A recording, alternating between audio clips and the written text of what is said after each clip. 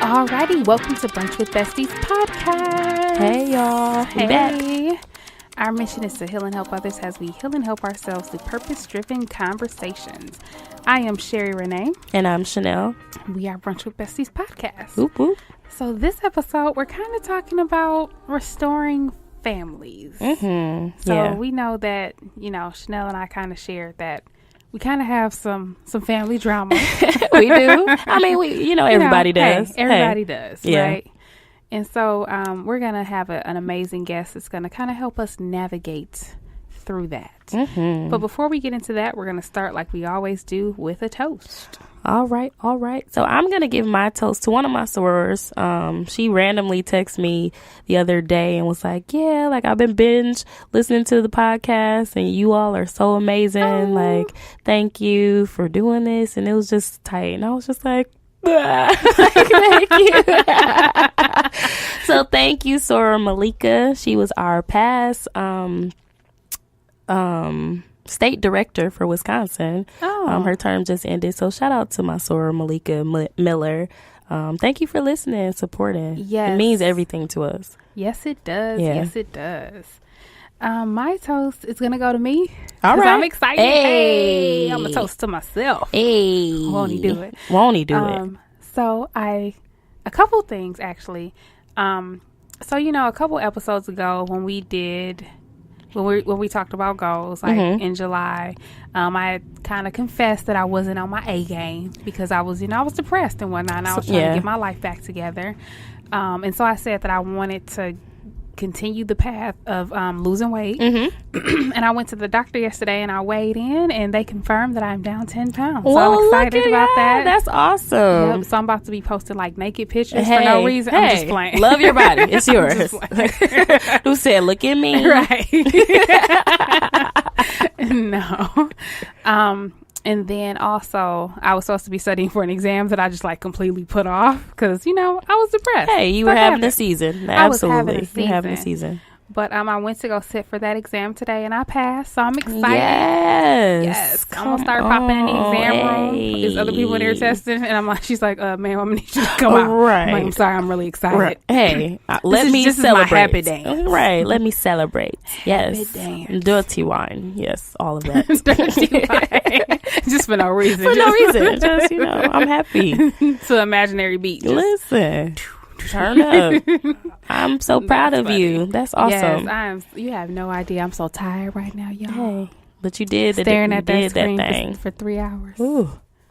And then I was just telling you how afterwards they make you take like this survey, and I'm like, dude, you don't need stats on me. Just give me my score. Right? Like, why are you asking me these questions? Like, and how old are you? And are you a male? Are you a female? Oh, and wow. what do you plan to do in this field? And I'm like, dude, give me the score. Right. Maybe nothing. Right. It depends. Just, did I pass or did I not? Oh, listen, print my certificate so I can go. Right. I don't want this. Exactly. So I submitted that as soon as I got home so I can get that reimbursement. I know when that's you do it right. because that test was not cheap. I'm sure it wasn't. So come on, cut that check. Cut the check. Listen, Yes. I'm with it.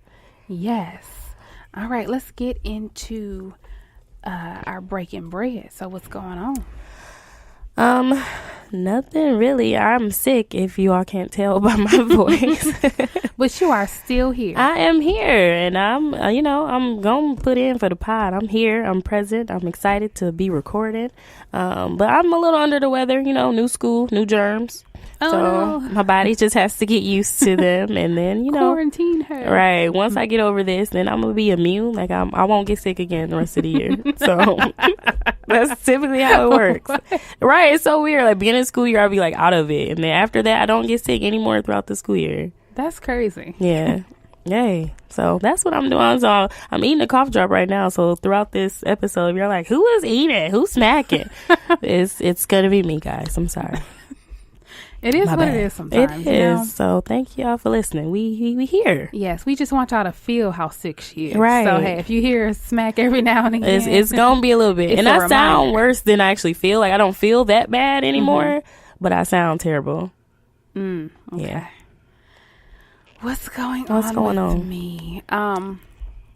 Last week, my sorority did our Friends and Family Fun Day. Oh, nice. That was nice. We Where? had our backpacks. Where was that at? It was at Sherman Park. Okay. Yep. And then you dropped off backpacks that we donated. Yeah.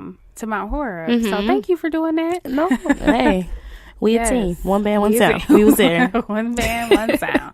So yes. So we did that.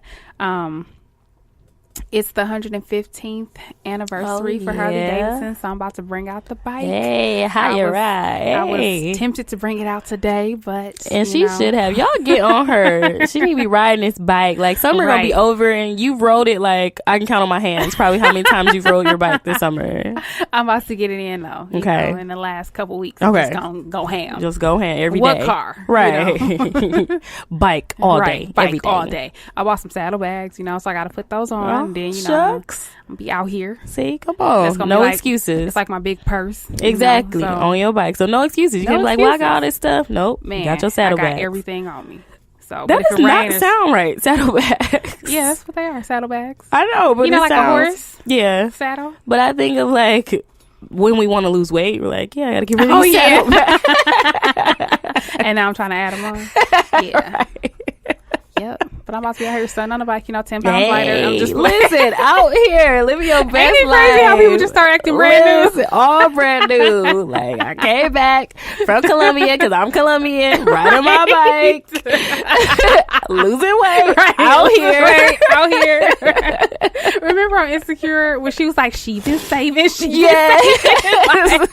was but she wasn't saving. No, she was like, ma'am, you ain't got it. Yeah. It's a nan. So yeah, I'm doing that, and then I'm getting ready for Urban Bike Night. That's gonna be on September the 13th at the Harley Davidson Museum from 5 to 9 in Milwaukee, Wisconsin. So we're getting excited for that. Is that earlier?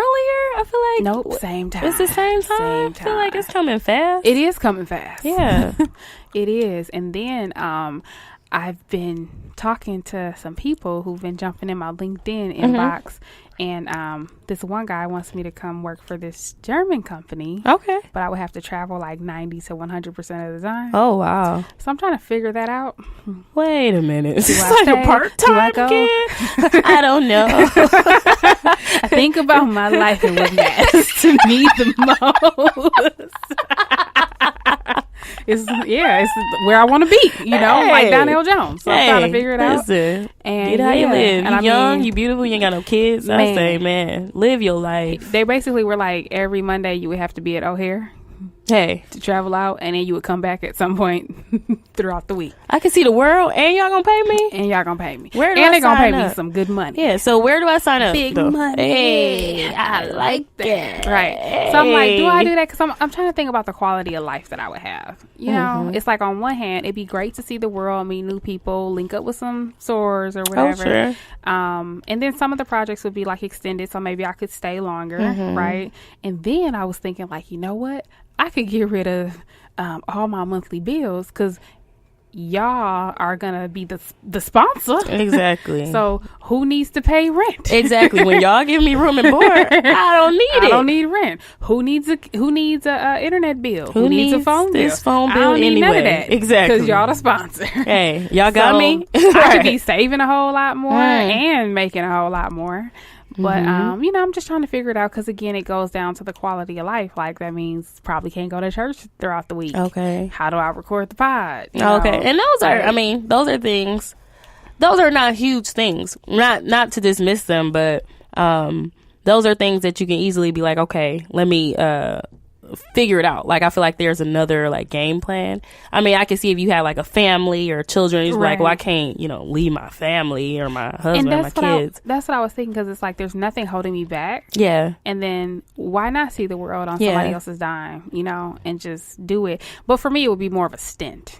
Oh, sure. Like Sherry Renee, number one, I love to go places, but I'm not a fan of the actual travel. The traveling part. I don't think anybody is really. Like, that's the worst part. Yeah. Going to the airport, like security, like I don't want to do none of that. Yeah, that's because they always, first of all, anytime I try to, I'm always the one who they gotta pat down. Yeah, right. All in my head. Right. Like, what y'all doing? Like, they want to test my hands. Like, for whatever reason, I'm the one that looks suspicious going through. So, and customs wasn't trying to let you back in the United States. Right, exactly. And then two, where am I traveling? You know what I mean? Like, where are the projects? Because at the end of the day, there are some places, and Scarlett and I were talking about that. Like, even for work, there's some rallies that I just won't do because, hey, is there any black people there?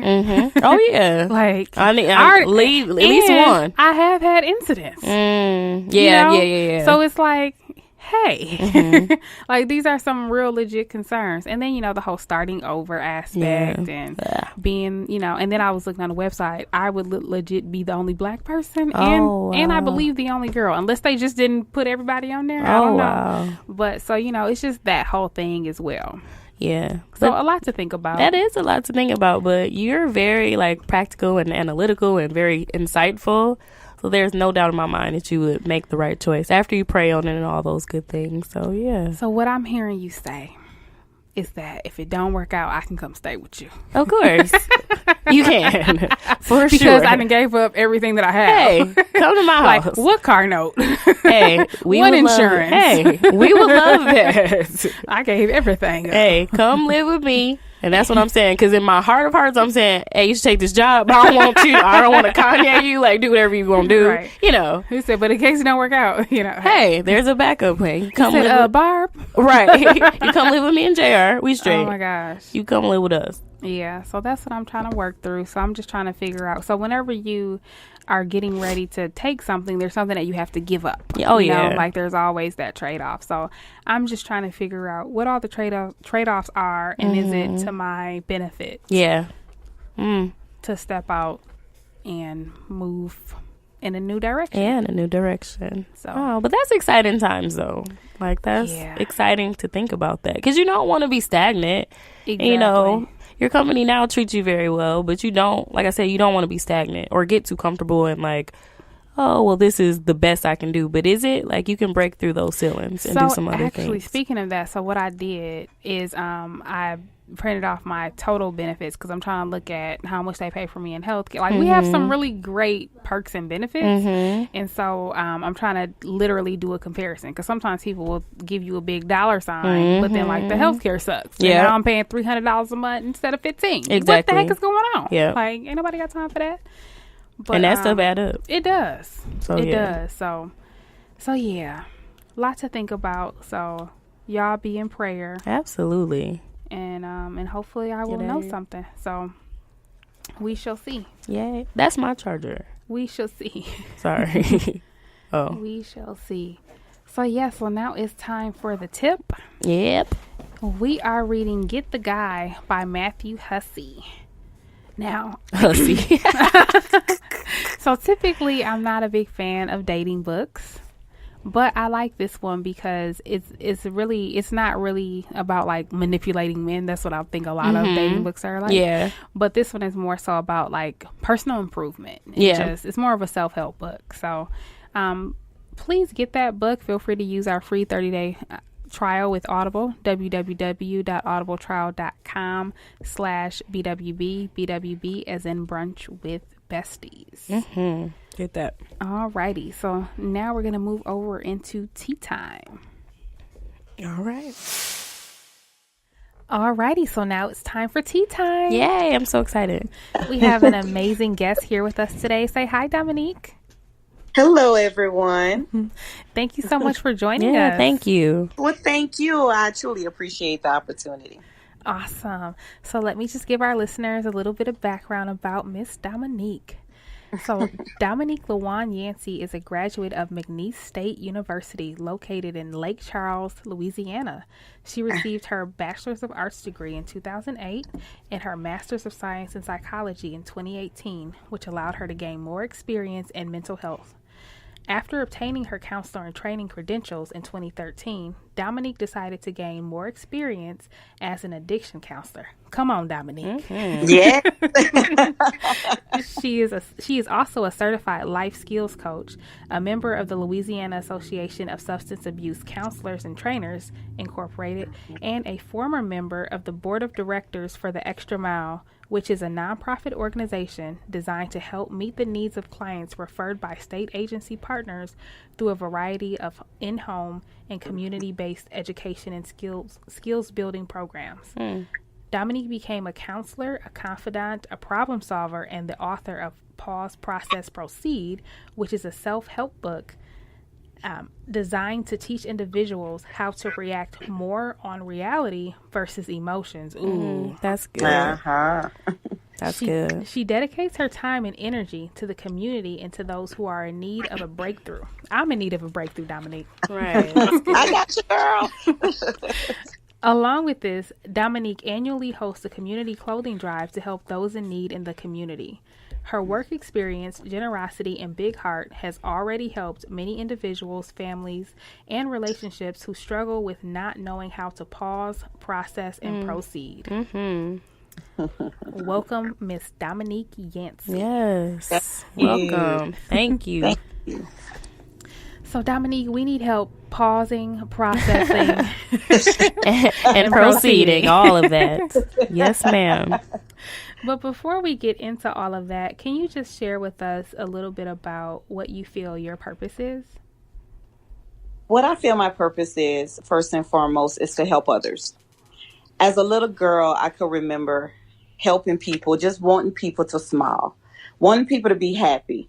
Not so much into the people-pleasing phase, but just seeing others delighted in what's going on and appreciative can go a long way. So when I got into the field, I started off in the mental health field.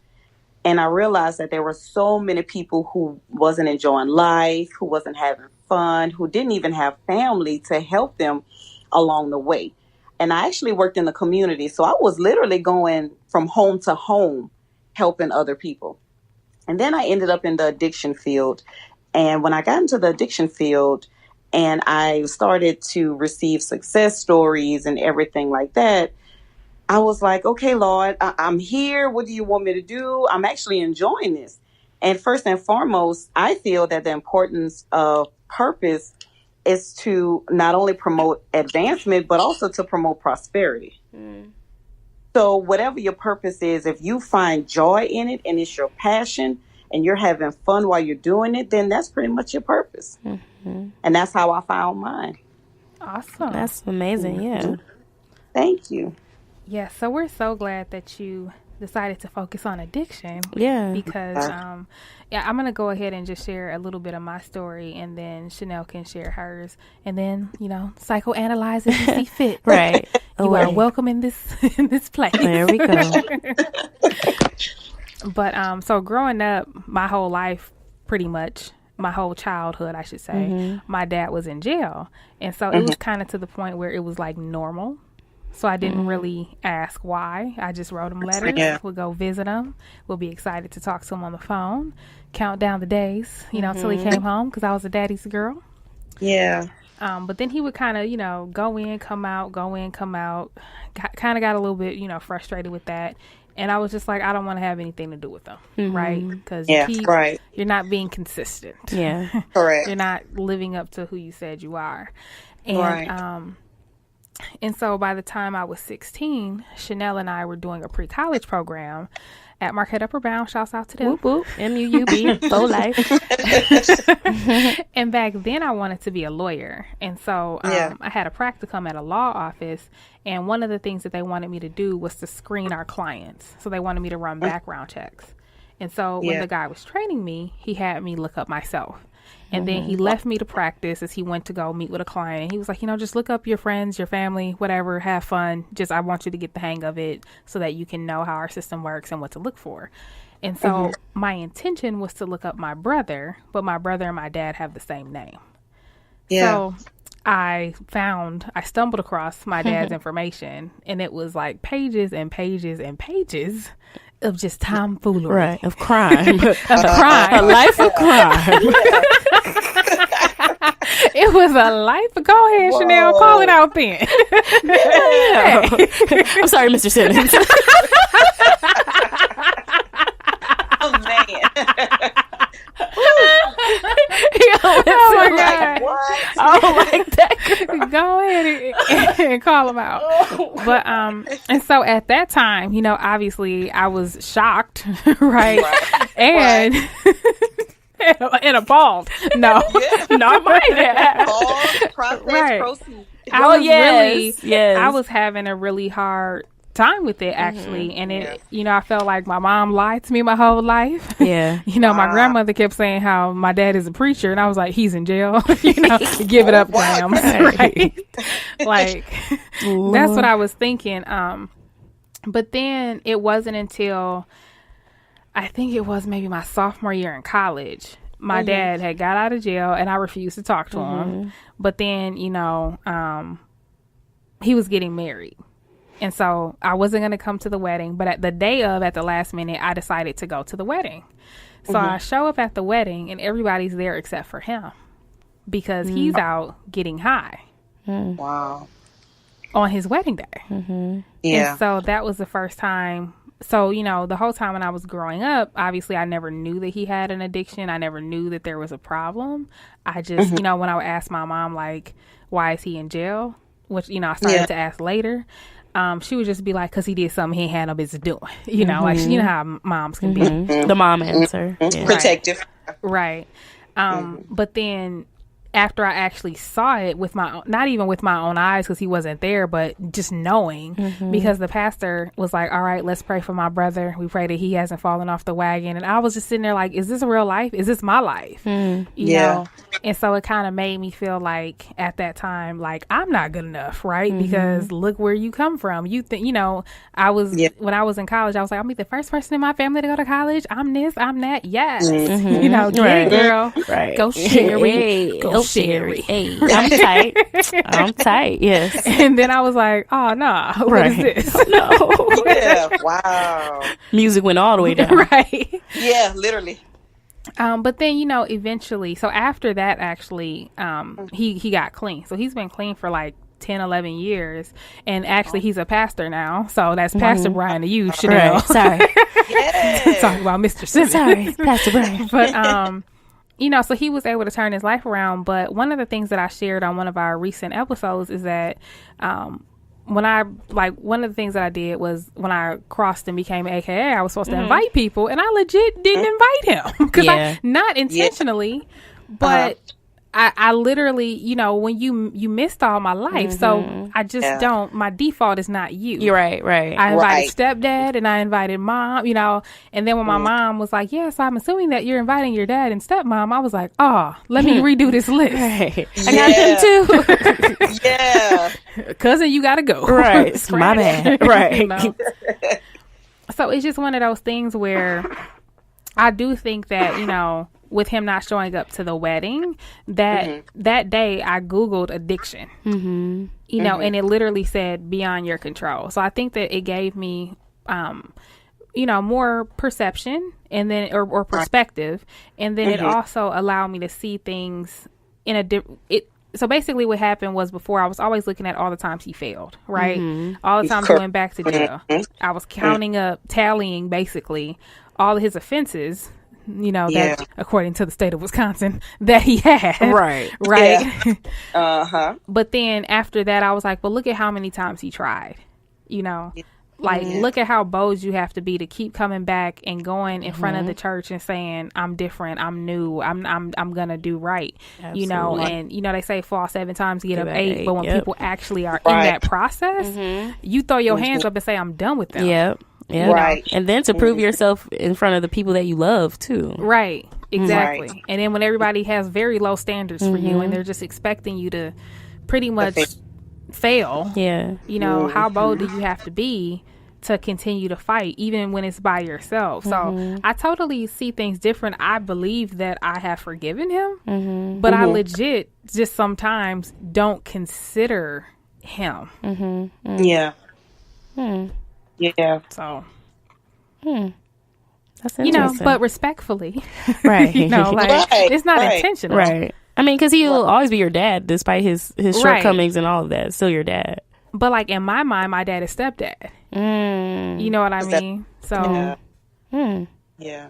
And I see a lot of it in the field that I work in because as a child, that's traumatic. So your default is to put up a defense. Okay, so whenever you think of this person, you think of this person as secondary, not primary.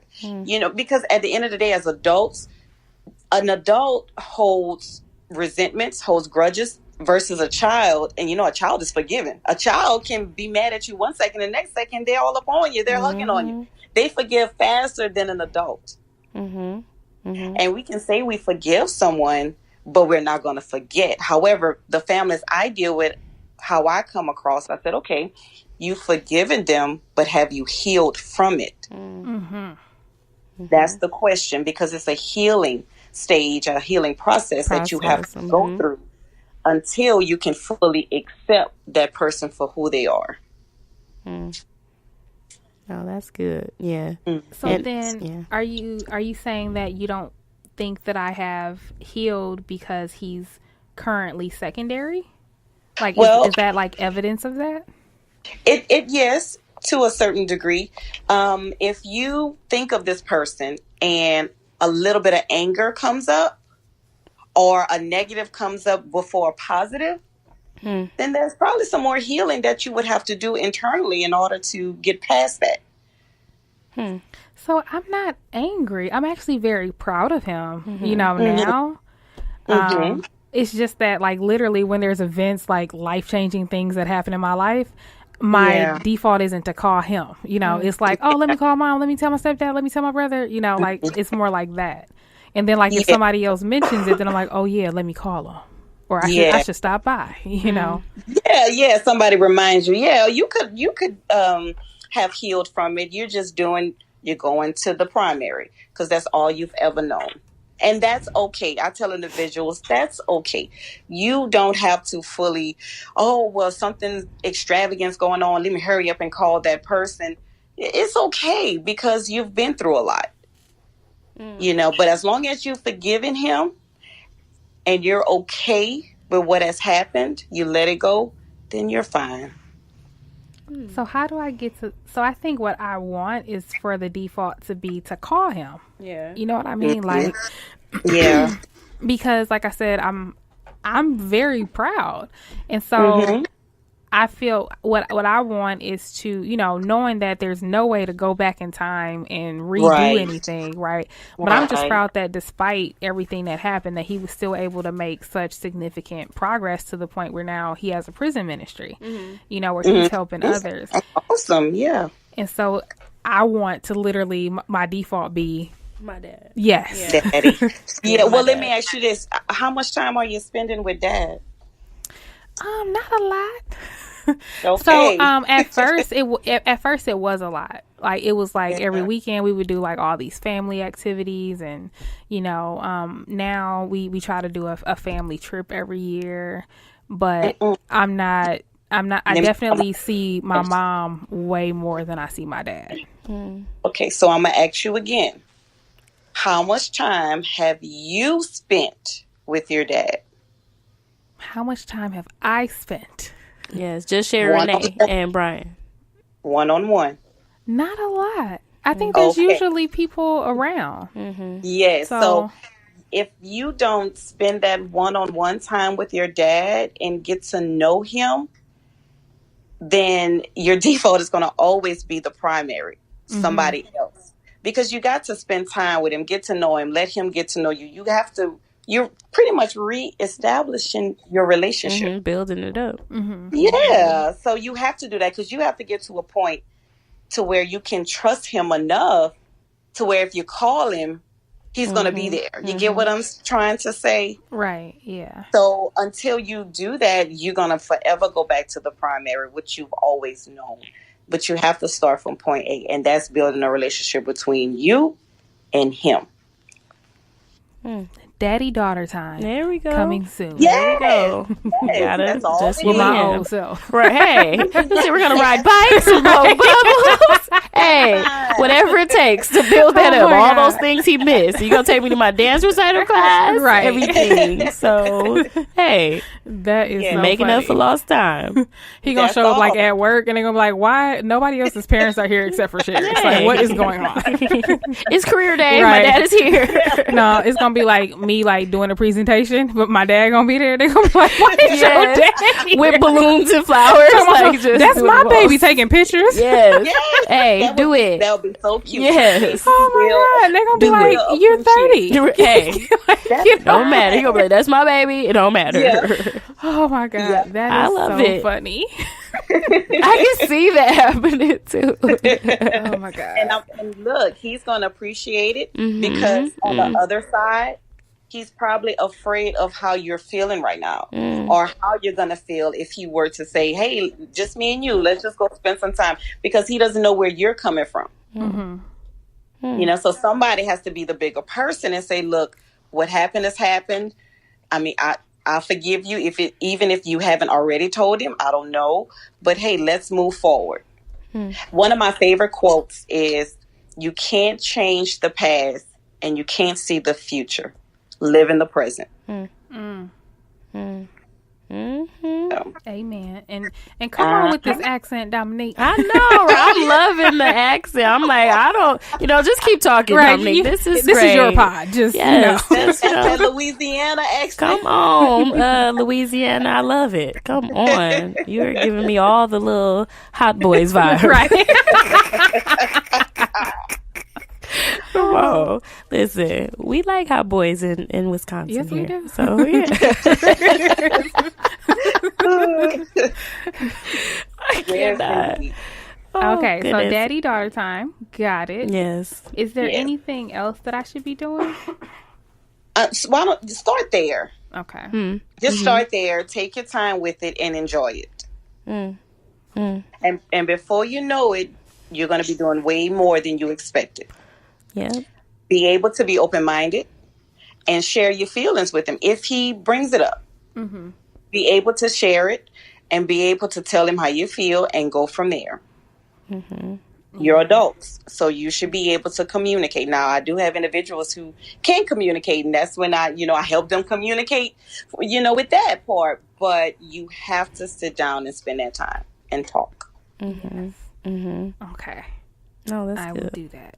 Because have you all really had like a real like heart-to-heart conversation about I feel like everything? We have, but I think that my dad, I don't know if maybe he doesn't think I forgive him, or maybe he just feels so bad. But like I'd say for probably the first like 8 of the 10 years, literally every time I would see him, he would be like, I'm so proud of you. Like, despite everything, like, I know that you're not who you are because of me, but in spite of me, like, he would give me like this whole speech. Like, it was just like this big apology thing. Like, right. Every time that I would see him. And now it's probably like, I don't know, every 5 times that I see him, but right. But nonetheless, I think that he really regrets it. Oh yeah, Yes. And then too, what I told him is that I see things differently now, and and I said some horrible things to him. You know what I mean? I believe I did. So, I already know. Whatever you think I said, double it. You said it, and it was with all kind of venom and everything. I know you said it was bad. So, hey, the mouth can be very wicked. Listen, but but I just told him that I'm very proud of him. I told him that I did used to look at it as how many times you failed, but now I look at it as how many times you tried, and I feel like that's what lets me keep trying. You know what I mean? For the things that I want in life. Because and then too, just even when I looked up the word addiction, it's like, girl, you can't even obey a diet. Like, how you gonna get mad when somebody got like a real addiction? Right. Like, when what you the heck? addicted to food, right? Like, so hey, how long it took you to lose these 10 pounds? Like, you don't sit yourself down somewhere, double standard having, fall 7 times at cops, get back up. Right. So, it's just one of those things where literally I feel that there's been a paradigm shift, and I've tried to express that to him. Like, no, like, I feel that I am where I'm supposed to be. You know what I mean? But then I have to express that to stepdad, because I can't dismiss everything that he's done for me. Right. You know what I mean? So...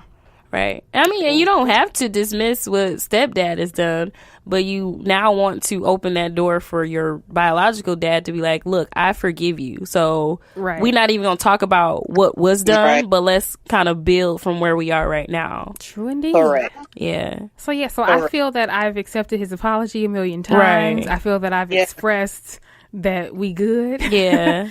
But I think that he...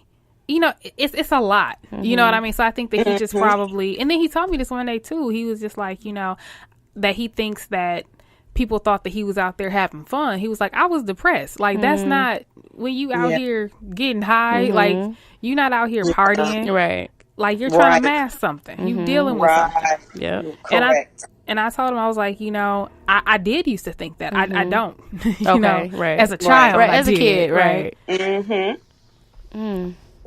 But It's true. All right. it's one of those things, It child. is.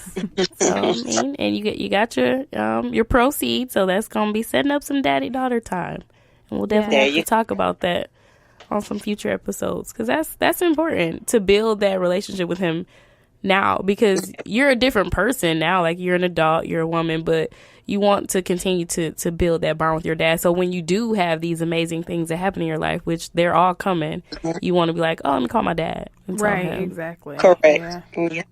It's gonna be all right. It is. It is. So can you just tell us kind of like how addiction works? Sure. So the way I look at it is, well, the company that I'm with as well, we study the brain. We look at addiction as something that's dealing with dopamine tone in the midbrain. For individuals who don't know what dopamine tone is, it's the pleasure feeling that the brain produces. So if an individual has too much dopamine, it sends them into kind of sort of like an anxiety state. And if they have too little dopamine tone, not enough, that's where the depression kicks in. The isolation, procrastination, not being able to focus, not enjoying life as much as other people, different things like that. I've been there. So, yeah. Well, come on and preach to us Right. on this day. I know what that is. So an individual's midbrain can produce enough dopamine tone over time to where they, they start to, like they say, quote unquote, get out of the funk. They start to feel better. But for the individuals whose brain can't keep up and can't produce the dopamine tone or even slow it down, then they struggle. So an individual looks to mood altering chemicals such as alcohol, drugs, even behaviors. It's not just about substances. An individual can have sexual compulsive behaviors. They can overeat in order to feel better. Overshop, shopaholics, overwork, workaholics, gambling. So it's not about the substances. It's also about the behaviors. So we don't look at what, we look at why. And a lot of individuals, especially in our African American community, they think, oh, that's just such and such. He got a problem. Let it go. Or he struggling with this and that. He on that stuff. Because I hear a lot of that. Oh, he just on that stuff. Even growing up. And it's like, no, it's something deeper than that. Why is this individual wanting to drink or wanting to use heroin versus reading a book, riding a bike, going for a walk, going exercise in moderation? Why is this person choosing this? Well, temporarily, the substance and the alcohol is making them feel normal. That's all it's doing. Just temporarily making them feel normal. They're escaping from the world and everything that it has within it, just for that pleasure. It's funny because we've all heard of it being an escape, but I've never heard it put that way. And now it makes so much more sense to me. You're saying that it's making them feel normal. Yeah. I never heard of the dopamine being like too much or too little. Like that was new to me. And also with that, if an individual isn't producing enough dopamine tone, then they're not getting enough serotonin at the frontal cortex. And what that means is if you're not getting enough serotonin, which is the sense of well-being, feeling accepted and everything like that, the frontal cortex shuts down. So when the frontal cortex shuts down, the brain immediately goes into fight or flight. So that's like if you haven't had anything to eat in 4 to 5 days and you come across some good food, but the food has bugs or flies or something on it, you're going to be like, forget these flies, I'm going to eat. because right now, if I don't eat, I'm going to die. Mm-hmm. That's what your brain is telling you. If you don't get this food, you're going to die. So you could scrape them flies off or do whatever, try to pick a good part, knowing the flies been all over, you're going to get that food. And that's the same way when it comes to the addiction.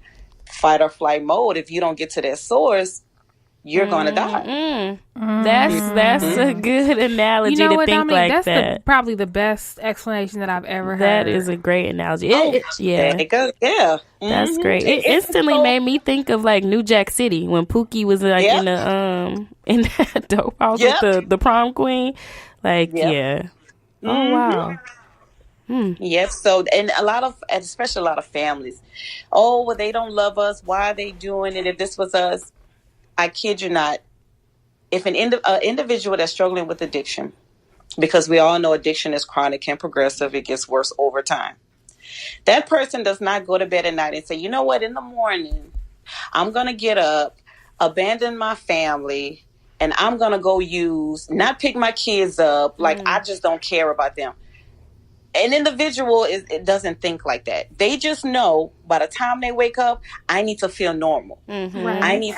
I need to get my fix, and I don't care, what happens in between, but I actually do care. But right now, I can't comprehend and I can't think. I can't rationalize pretty much the importance of and the consequences. That makes so much sense. It does. Because after I found out everything, and then my mom was like, my dad had bought my mom a car. And then he told her that the car was stolen. But then later she found out that it was at the dope house. Oh, Lord. You know what I mean? Like, and I'm like, what? Is this a movie? What is this? Right. Like, what is going on? Right. But no, that addiction was real. Like, he had to have it to feel normal. Yeah. And one thing I also learned, even if an individual isn't using drugs or alcohol, a person can be dopamine attached to chaotic events. And when I say that, let's say you have a little boy that grew up in a chaotic environment. Mom, dad always used to fight. Brothers and sisters always beefing, bickering. And then he grows up, he meets this woman, and she has a normal life. She doesn't argue.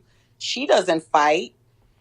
And because that's not his norm, he's going to create the chaos. In order to feel normal. All right, Miss Dominique, start preaching now. Yes. People need to hear this part. Yes, it's all about the education, and that's why I love educating and getting this out. As as a professional in the addiction field, as a life coach, even as an author, because as the book is Pause, Process, Proceed for impulsive reactions. We have a lot of individuals that go from 0 to 60 real quick. Yes, because they cannot. All they see is fight or flight. I'm back up against a wall, and I have to come out fighting some kind of way, and that's not life. That is so crazy because I dated a guy, and that's what I used to think. I used to just say that he loves drama. Like, people think women are drama queens. He's a drama queen. It shows up different, but he would just create some absolute mess for no reason. But now, that was his norm. It's all making sense now. Now you have to go back to his childhood. How was his childhood? You see, sometimes I do struggle in that area because when I meet people, I try to go as far back as their childhood. Like, so what happened in your childhood for you to act like this? Or I be all over the place sometimes. And I have to stop myself. Like, Dominique, you're not at work.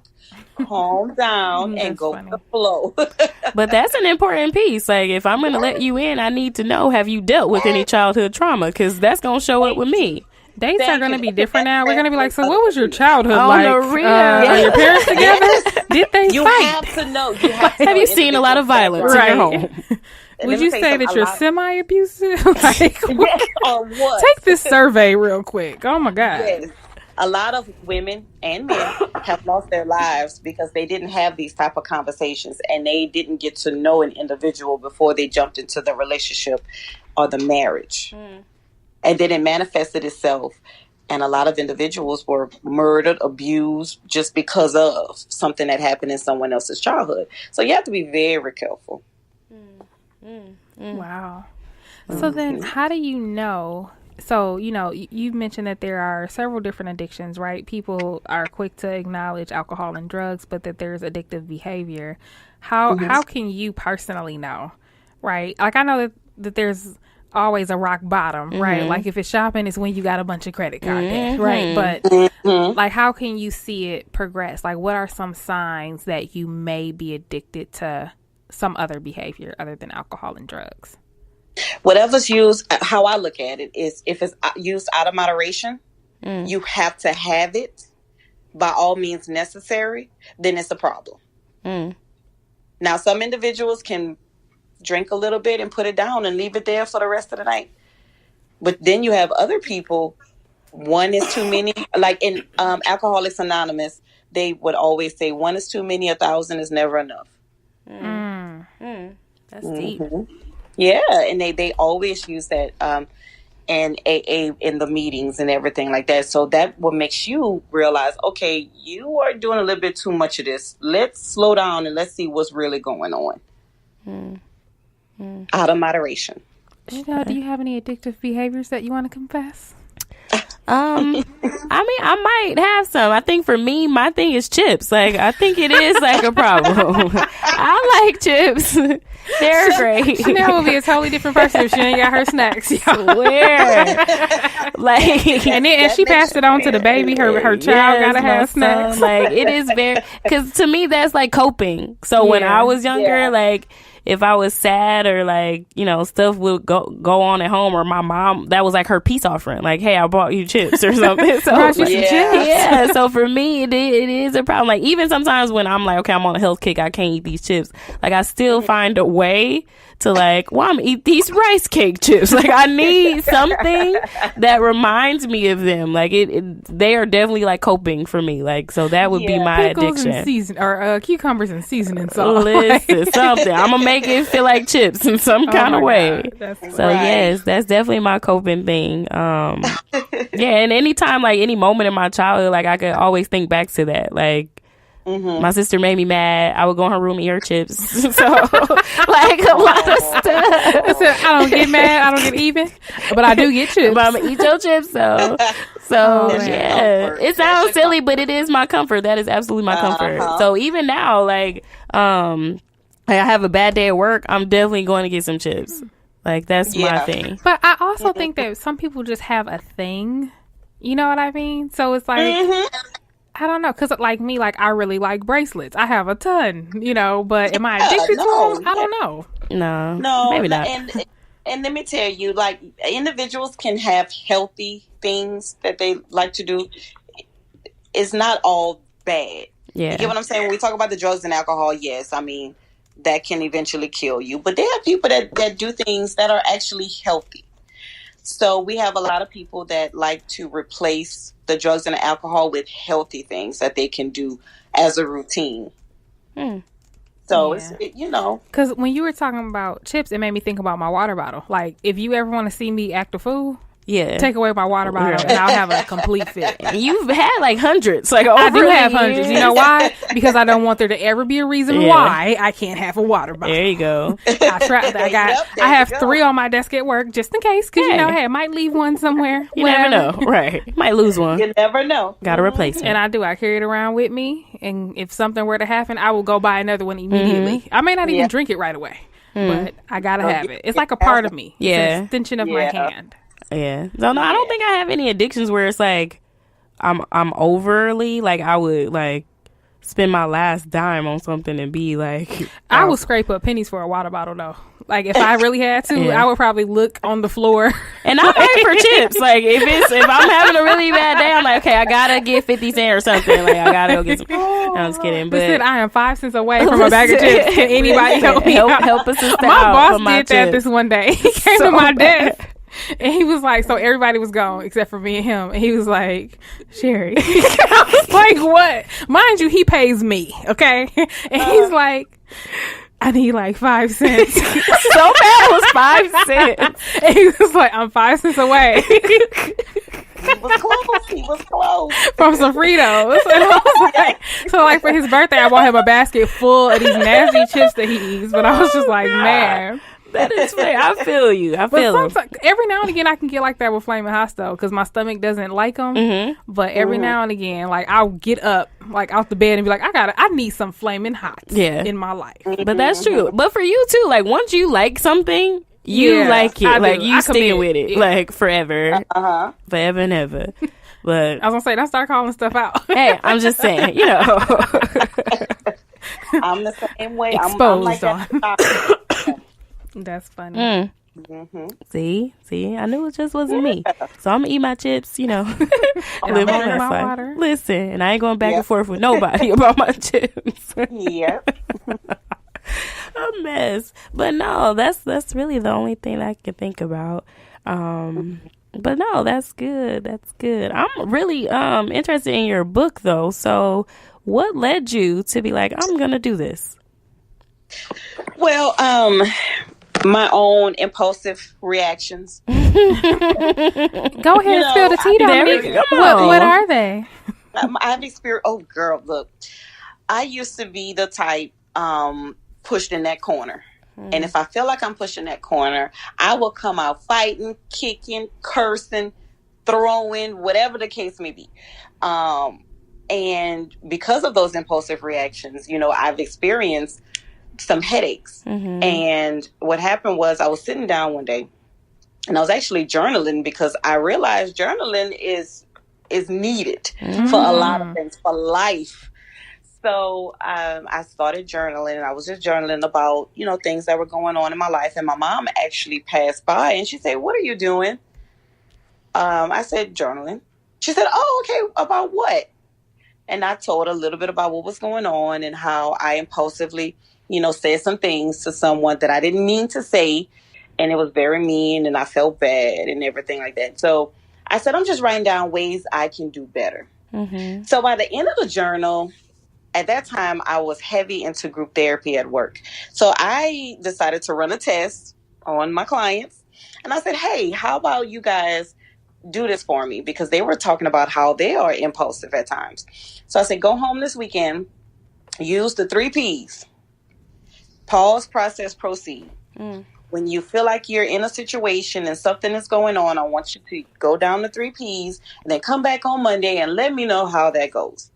Well, Monday, I got a big reaction to it. Like, everybody was like, "Oh my God, Ms. Dominique, it was so awesome.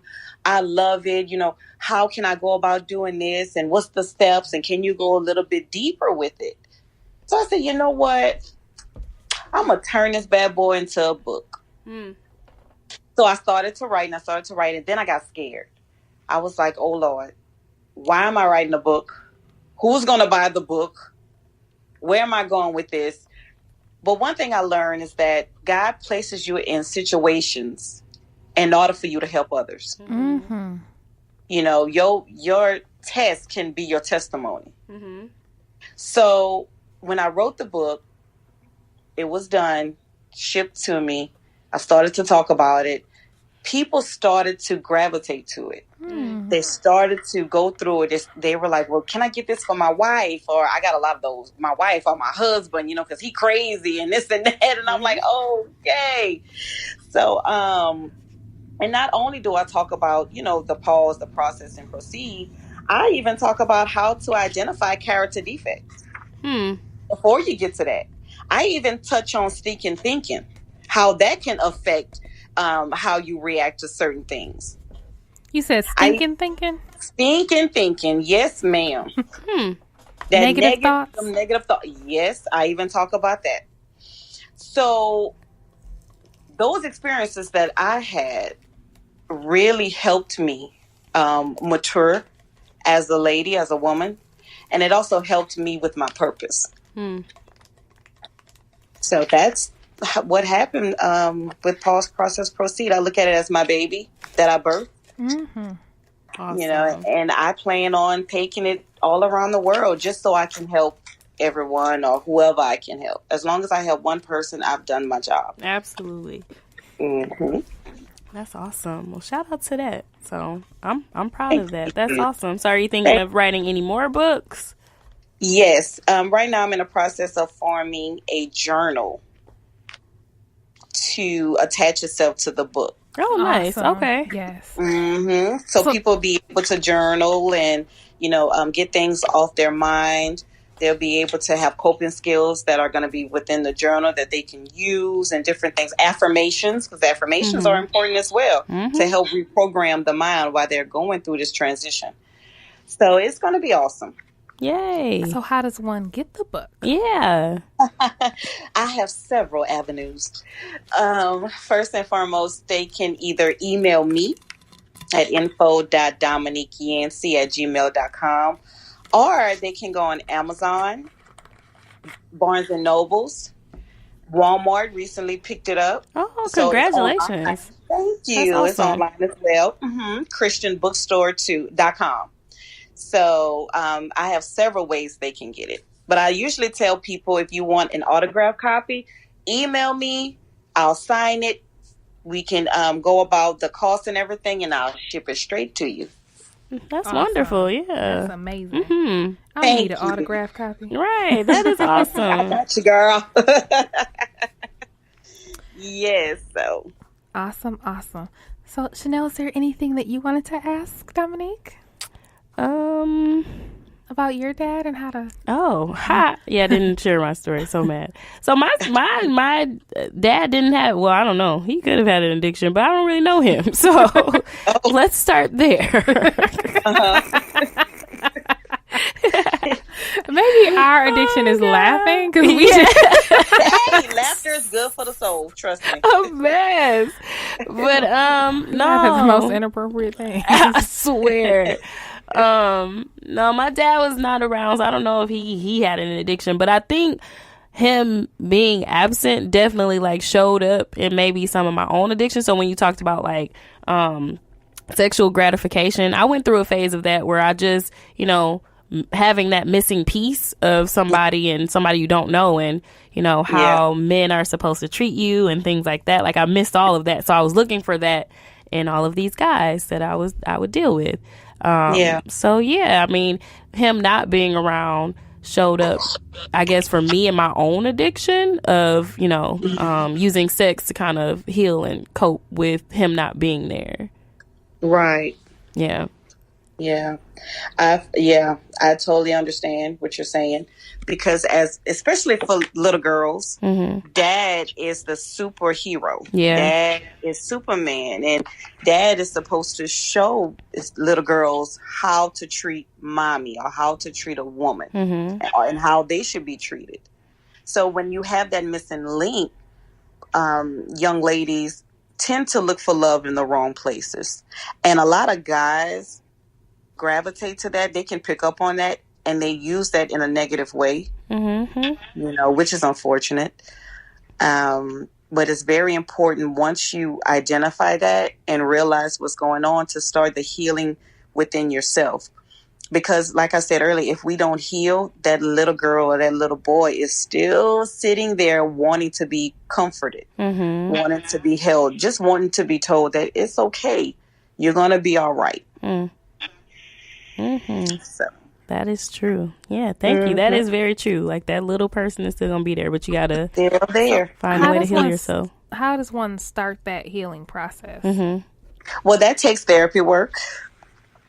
For some individuals, it was longer than others, but it takes a lot of therapy work going back to the inner child. And I recommend an individual seek therapy when it comes to healing like that. Some individuals can say, oh, well, I was able to heal on my own. But when you go through therapy, that person that you are trusting, they're able to help pull things out of you that you didn't even see within yourself. So just having someone to go to and talk to, having that neutral person is very important.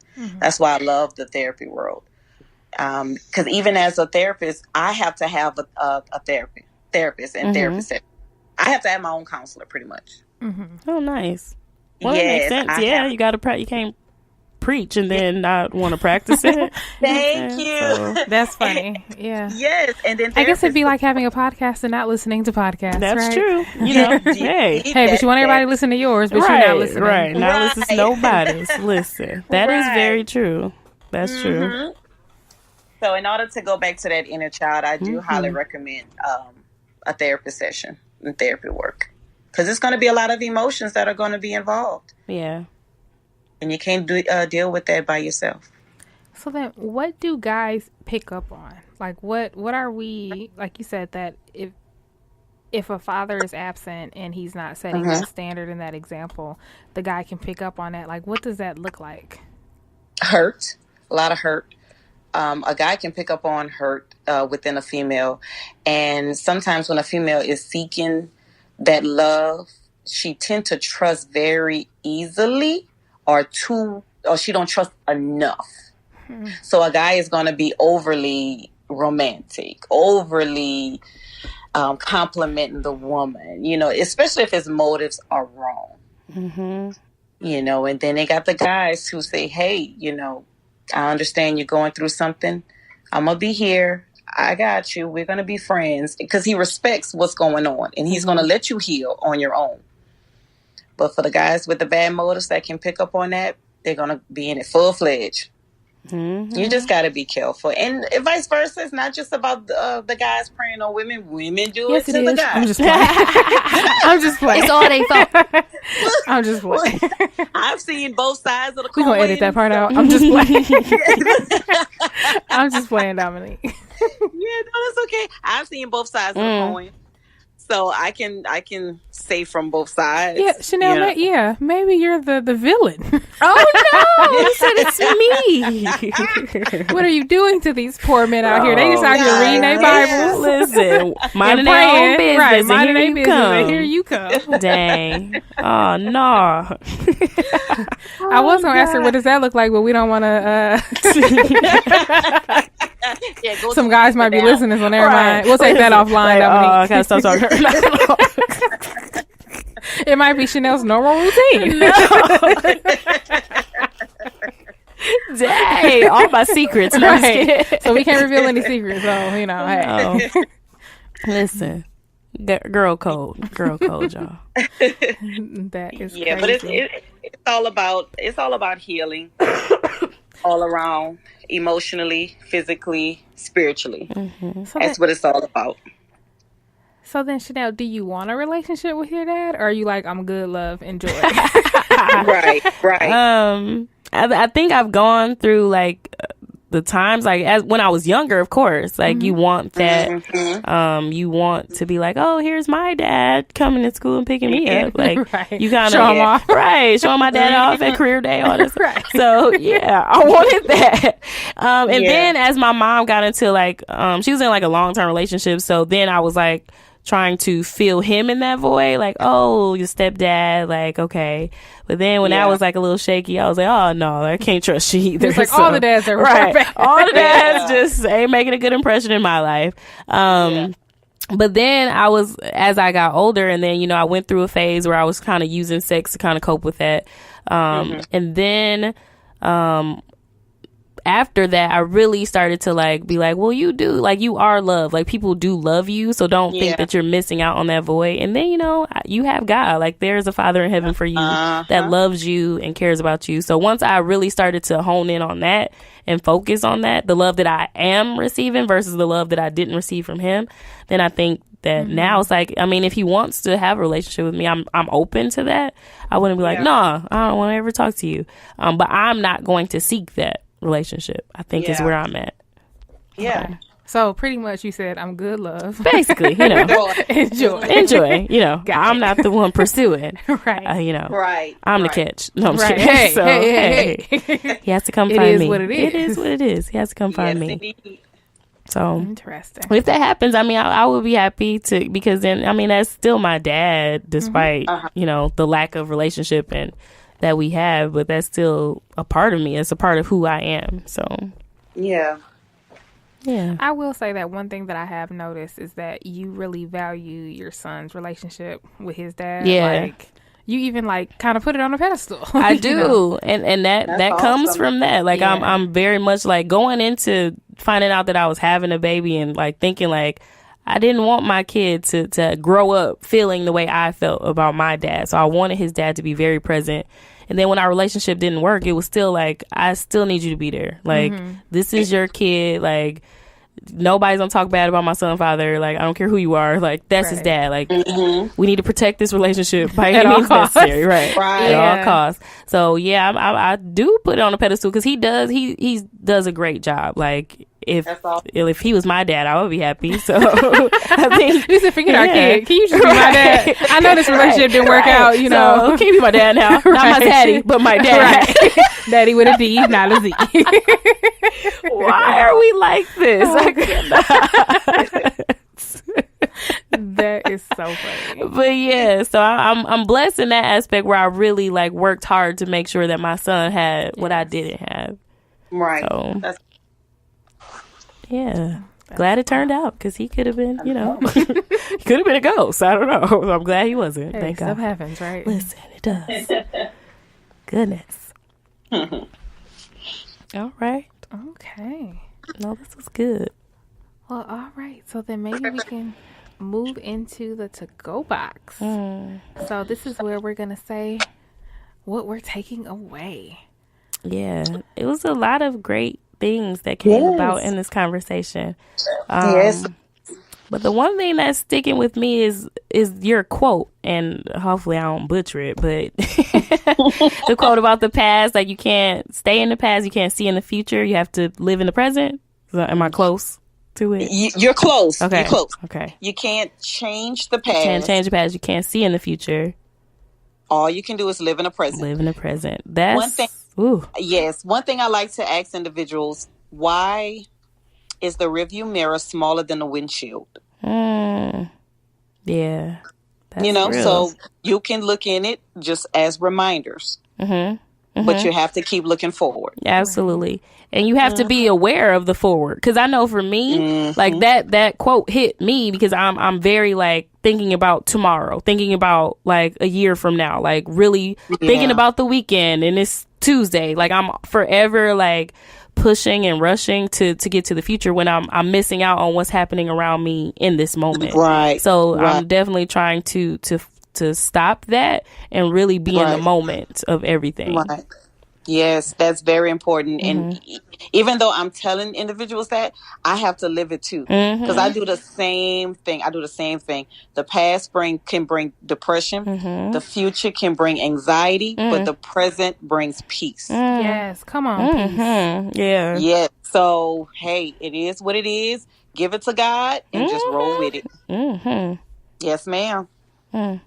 I think for me, a few things. So when you said forgiving is not equal to healing, I was like, ding, ding, ding, ding. That's a good one. I think that there's a clear distinction there that sometimes I don't acknowledge. Right? It's like, okay, maybe you did forgive, but are you okay? Right. Yeah. And you not being okay doesn't mean that you didn't forgive them. It just means that there's some work that you need to do. Internally, yes.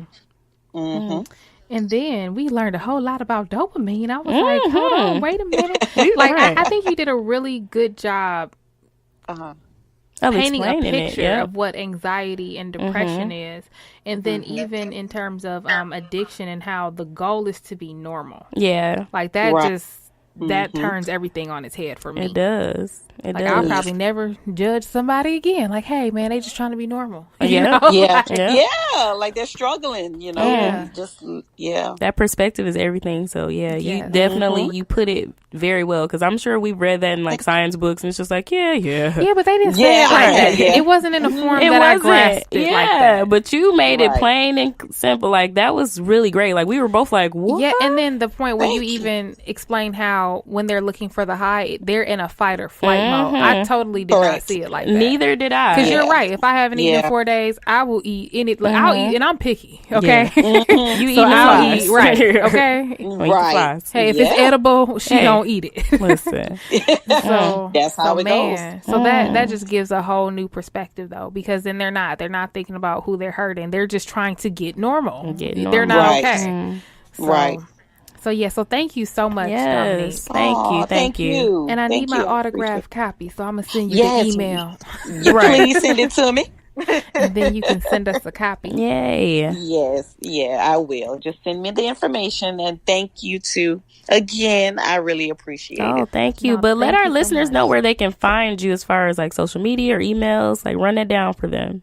Sure. Email is info.dominiqueyancey, DOMINIQUEYANCY at gmail.com. I confused my own self. It's so long. I'm like, Mom.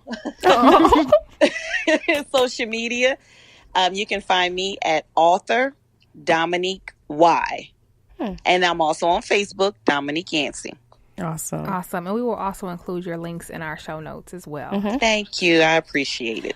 Awesome. Well, thank you so much, Dominique. Thank you. Thank y'all. Y'all have a blessed night. You too. Bye. Bye. So thank you for tuning in to Brunch with Besties podcast. Until next time, peace. Thanks, guys, for listening to Brunch with Besties podcast. Be sure to find us on iTunes, Stitcher, SoundCloud, iHeartRadio, now YouTube, and Google Play. Basically, we airware. Don't forget to subscribe to us on iTunes. Leave us a review and rate us. We would so appreciate that. Also, if you have any questions or comments, feel free to find us on Twitter. Our handle is BrunchWBesties. On IG, you can find us at Brunch with Besties Podcast. And if you'd like, you can shoot us an email. Our Gmail is brunchwithbestiespodcast@gmail.com. Thanks for listening. Peace.